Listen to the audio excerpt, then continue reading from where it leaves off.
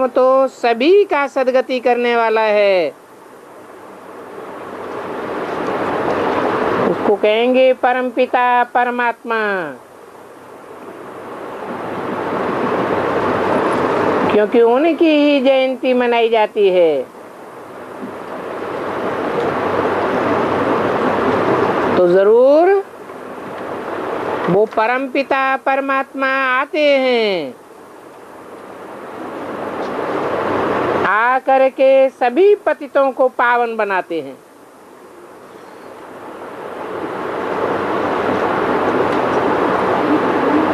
जैसे अपन को नाम देते हैं सर्वोदया लीडर, वैसे बाप भी सर्व का पतित पावन है। सभी पतित हैं, सारी मनुष्य सृष्टि पतित है।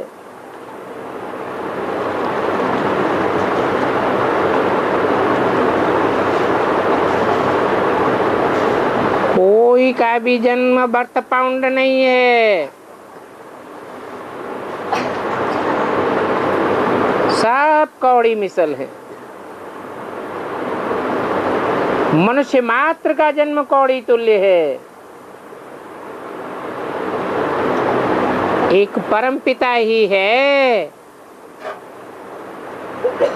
जिसको कहा जाता है नैनहीन को राह दिखाने वाला, परंतु उनको कोई जानते नहीं है। अगर जानते होते तो मिलना सहज होता, परंतु कोई भी नहीं जानते। जब जानते ही नहीं तो परिचय कैसे मिले। अभी परमपिता परमात्मा अपना परिचय खुद दे रहे हैं।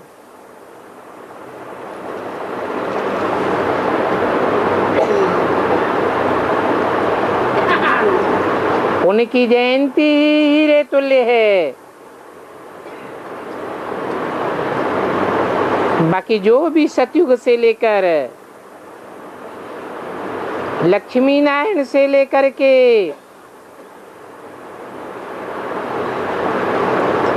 जो भी जयंती आदि मनाते हैं, रामनवमी भी मनाते हैं, बाप समझाते हैं इन सभी मनुष्य मात्र की कौड़ी तुल्य जयंती है।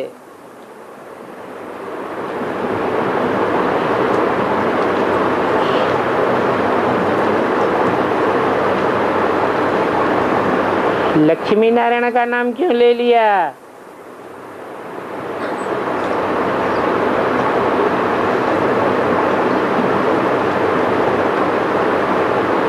क्योंकि वो ही किसी का कल्याण नहीं करते, अपना ही कल्याण करते हैं। सर्व का कल्याणकारी तो एक ही बाप है।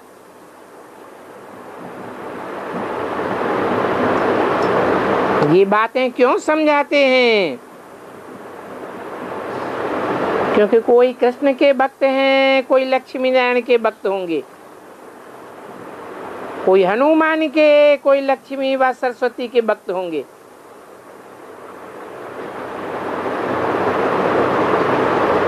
तो कहेंगे क्यों हमारे इष्ट देव की जयंती क्या कौड़ी तुल्य है?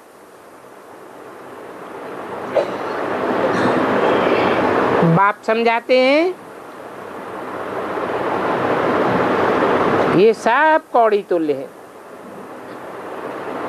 सतयुग से लेकर के जो भी हो करके गए हैं,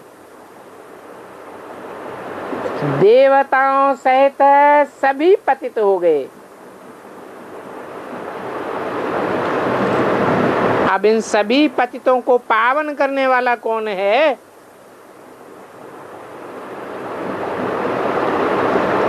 नारायण भी तो पतित हो गया ना। नहीं तो नर से नारायण बनने का गायन क्यों है?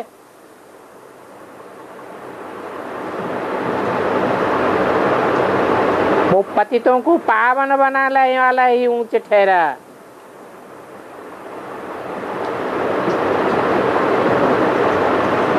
अब कोई बतावे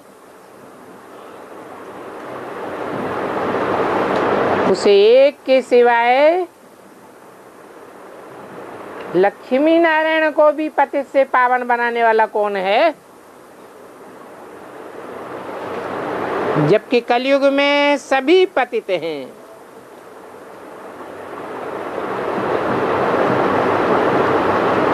और सतयुग में ऐसा लक्ष्मी नारायण बनाने वाला कौन? इस समय तो सभी पैगंबर,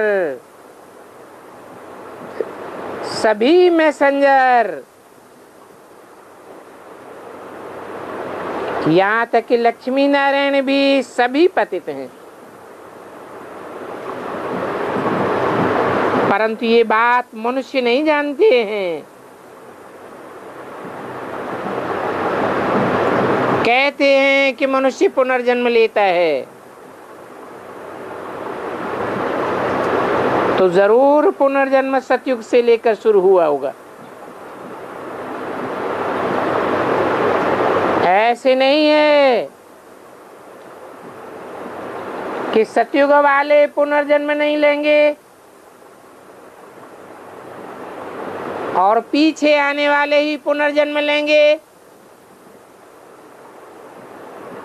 नहीं,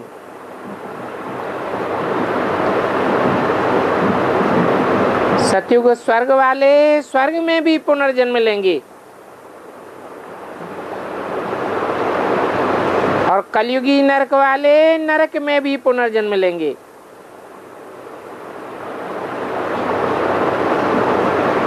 अभी तो सभी पुनर्जन्म लेते रहते हैं। अभी सभी पतित हैं। तो जो स्वयं पतित हैं उनकी क्या बड़ाई है?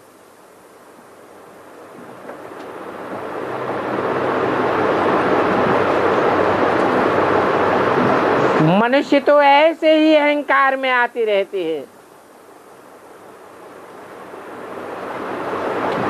बाकी बलिहारी तो एक पतित पावन बाप की है।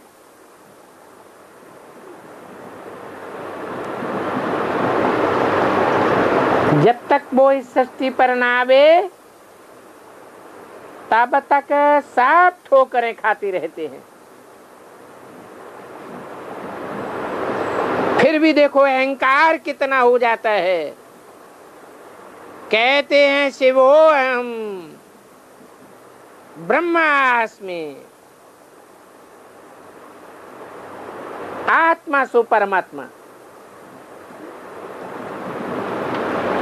तो देखो कितनी मूर्खता है। पतित पावन को भूल अपन को शिवो हम कहलाते हैं।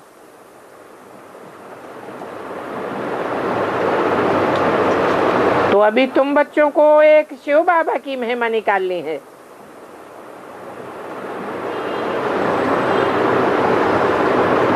बताना है उनकी जयंती हीरे तुल्य जयंती है। बाकी तो सभी जयंतियां कौड़ी तुल्य हैं।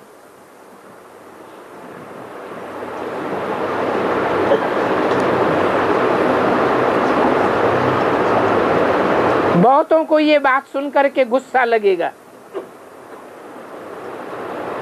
कहेंगे कृष्ण की जन्माष्टमी कौड़ी तुल्य है क्या?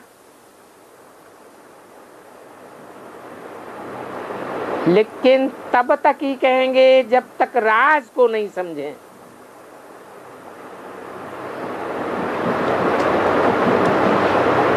आखिरी समझेंगे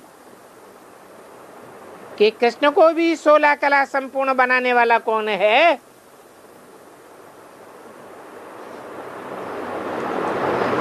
सभी आत्माएं पुनर्जन्म लेते लेते अभी सभी पतित हैं।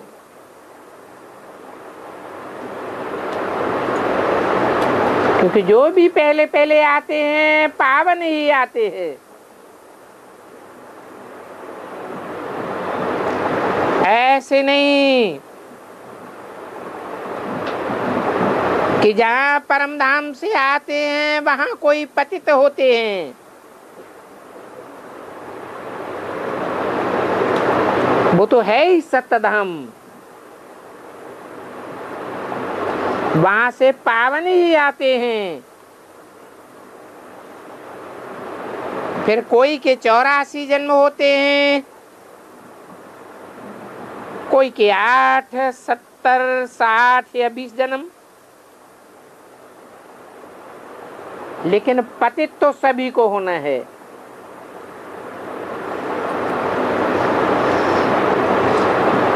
ये सारी सृष्टि 4 अवस्थाओं से पसार होने वाली है। पहले सतो प्रधान आते हैं, फिर सतो रजो तमो से गुजरते हुए नीचे गिरते हैं। यहां अभी कोई भी पावन नहीं है।